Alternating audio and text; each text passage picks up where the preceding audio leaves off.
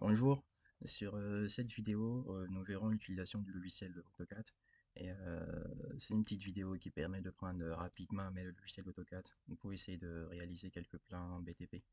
Et du coup, sur cette vidéo, sur l'image que vous voyez présentée là, donc c'est ce qu'on va essayer de réaliser aujourd'hui. Donc il y a le séjour, la chambre et la salle de bain.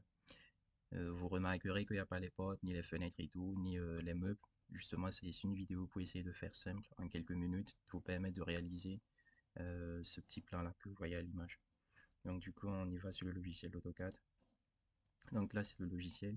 Euh, donc on commence par le premier truc, on commence par paramétrer les différents calques. Donc sur l'image que vous voyez, on aura juste quelques calques. Donc le premier calque mur. Donc on vient là sur propriété calque, et là vous avez nouveau calque. Du coup on crée un nouveau calque qu'on va appeler mur. Donc on peut éteindre la fenêtre qui s'affiche là, l'onglet. Après bon, tout ça c'est bon, on va rester là avec ces différentes couleurs. Et on peut rajouter un autre calque, du coup qui va concerner les différentes annotations. Donc c'est toutes les écritures que vous voyez. Donc les annotations, on peut décider de les mettre voilà, en bleu, pourquoi pas. Et on rajoute un troisième calque qui va concerner toutes les différentes cotations. Et les cotations, pareil, mais on peut changer une autre couleur, on peut décider par exemple de prendre du rouge. Voilà. Et donc du coup, tout ça c'est fait. Là, on peut fermer. On va commencer la réalisation des différents murs. Donc on revient là-dessus pour voir les différentes cotations. Le séjour, il fait 5 par 5. Donc à noter que sur l'image, il n'y a pas les épaisseurs des murs, en fait, c'est des murs de 15. Donc on commence par le séjour qui fait 5 par 5.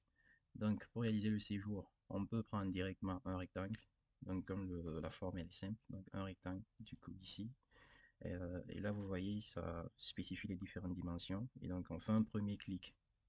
Et on peut saisir la dimension qu'on veut. Donc au clavier on tape 5. Et ensuite sur la touche Tab, on passe à l'autre dimension 5. Et là, c'est bon. Donc, c'est globalement comme si on avait réalisé le séjour qui est là. Et tout à l'heure, je vous disais que les murs, c'est des murs d'épaisseur 15. Et donc, pour le réaliser, on vient là, l'onglet décalé. On clique là-dessus. Donc, on saisit 0,15 cm.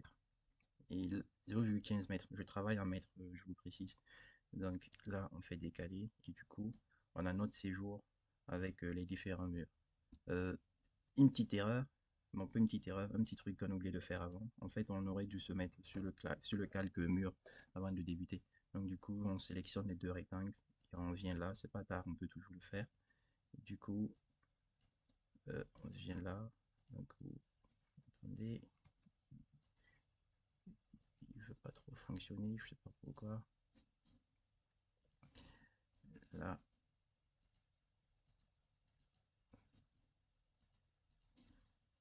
voilà. Et du coup, là, je sélectionne mur. Donc, vous voyez, là, je suis en calque mur. Mais je reste en calque mur. Et comme ça, tout ce que je dessine sera automatiquement en calque mur. Donc là, c'est réalisé. Donc là, ça fait le séjour avec les différentes cotations. Et on réalise du coup la chambre.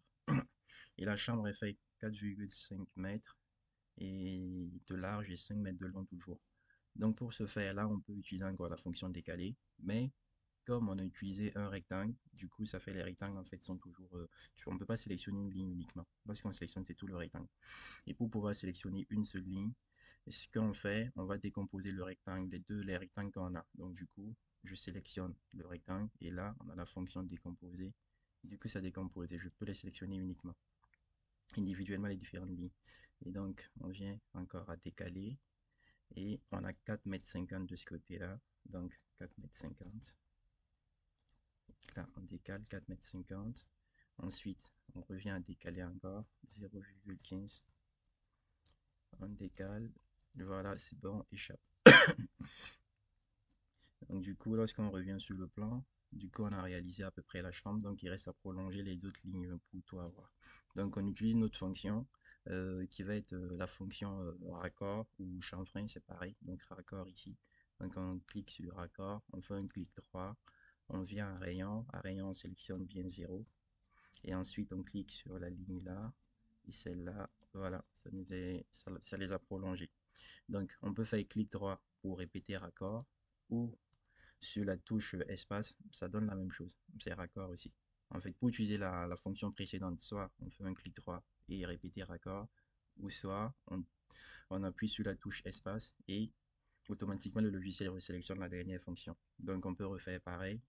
Donc je fais espace et du coup je sélectionne cette ligne-là et donc plutôt pas celle-là. Je sélectionne cette ligne-là et celle-là. Voilà. Et du coup c'est prolongé.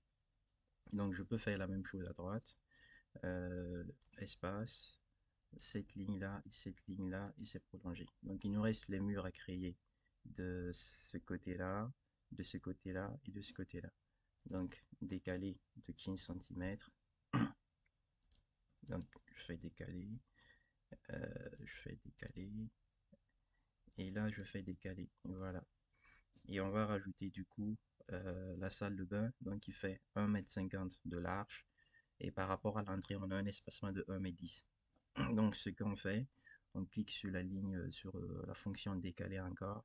Donc il nous faut 1,50 m. Donc on saisit 1,50 m, entrée. On décale, on clique sur OK. Donc vous voyez, on avait décomposé la première, mais celle-là non. Donc je ne peux pas la sélectionner uniquement. Donc ce qu'il faut faire, je fais échappe, je sélectionne le rectangle, j'ai décomposé, voilà. Et maintenant je pourrais bien utiliser la fonction décaler. Donc je clique sur décaler, donc 1,50 m, entrée, et du coup, voilà, je peux décaler de 1,50 m. Et ensuite pour créer les murs, je fais décaler encore 0,15 pour décaler de l'épaisseur du mur et échappe. Et sur le plan, qu'est-ce qu'il nous manque? Il nous manque juste ce petit côté de 1,10 m. Donc on refait la même chose, décaler 1,10 m, entrée. Et là, j'ai les 1,10 m, échappe. Donc je peux faire espace, ça me répète décaler. Et je fais 0,15, entrée. Et voilà, donc j'ai le 1,10 m. Donc échappe. Et donc là, on a plein de lignes en fait. Et donc du coup, on va utiliser d'autres fonctions. Donc la fonction raccord pour finaliser tous les angles, tous les coins en fait, la fonction raccord. Et après, on pourra utiliser éventuellement la fonction ajuster. Donc on clique sur raccord. Donc pour finaliser ce angle, on clique sur cette ligne-là, celle-là, c'est bon. Donc pour répéter, on fait espace, donc raccord encore, là, espace, raccord encore, on clique là, voilà. Là c'est à peu près parfait sur les coins. Et on viendra finaliser la salle de bain. Donc on peut utiliser encore la fonction raccord, cette ligne-là, raccord encore, cette ligne-là et cette ligne-là. Et on remarque que c'est bon, sauf à ces endroits-là. Donc là, on va utiliser ces endroits. On utilisera la fonction ajuster. Donc pour la fonction ajuster, elle est là. On clique sur la fonction ajuster. Et ça dépend des versions. Donc moi, je suis en version 2015. Donc du coup, lorsque je clique sur ajuster, il me faut faire un clic droit. Mais pour les versions récentes 2020 et tout, vous n'avez pas besoin de faire un clic droit. Donc juste vous appuyez sur la fonction ajuster et c'est bon. Et donc, une fois que j'ai fait mon clic droit, je viens cliquer sur les lignes que je veux supprimer. Là, là, là. Je reviens là, là, et là. Et voilà. Et du coup, c'est bon. Donc, du coup, là, on se retrouve avec notre plan qu'on a là à l'image.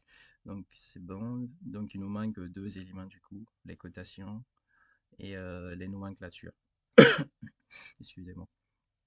Donc, on y va d'abord sur les nomenclatures. Donc, pour les nomenclatures, donc sans oublier, on change de calque. On était à mur et là, du coup, on change de calque pour passer bien à annotation comme on l'avait nommé.